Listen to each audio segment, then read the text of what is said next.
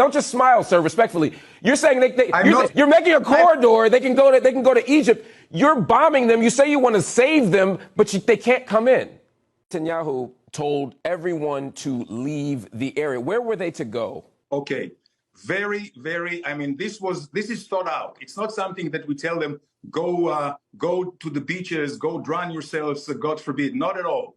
There is a huge expense, almost endless space in the Sinai desert, just on the other side of Gaza. The idea is, and this is not the first time it will be done, the idea is for them to leave over to the open areas where we and the international community will prepare the infrastructure, tent cities with food and with water. You know what? Just like for the refugees of Syria that fled a few years ago to Turkey. Turkey received 2 million of them.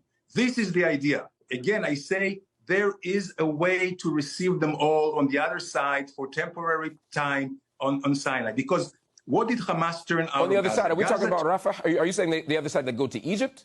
Yes, absolutely. Absolutely. And Egypt will have to play ball because this is human life is at stake. He said that the humanitarian situation, quote, will only deteriorate exponentially and that crucial life-saving supplies, including fuel, food, and water, must be allowed into Gaza. So the UN is saying you must do this. You are saying you're not going to do this. How do you... No, we're not saying that.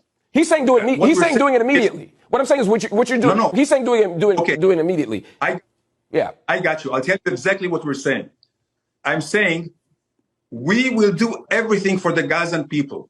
Once and now we demand immediate surrender, unconditional surrender of Hamas. If Hamas people come out with their hands up and clear their weapons, believe me, everything will be restored to Gaza. It is Hamas in Hamas hands. Now I understand. Thank you for clarifying that, sir. I think we're actually on the same page here. You're saying that once Hamas leaves, you'll grant the Gazan people food, shelter, fuel, electricity, hospitals, schooling.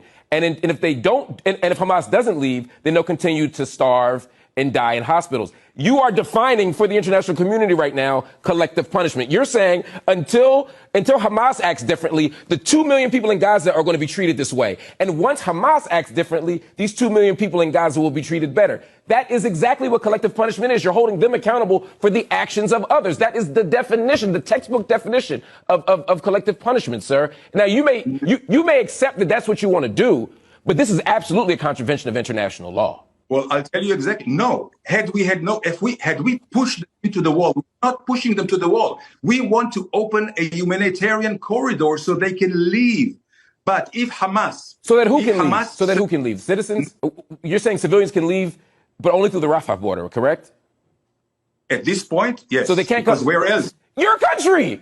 They can come into Israel. I'm telling you one more thing I want to say. I want you to address that point. Don't just smile, sir, respectfully. You're saying you're making a corridor. They can go to Egypt. You're bombing them. You say you want to save them, but they can't come in.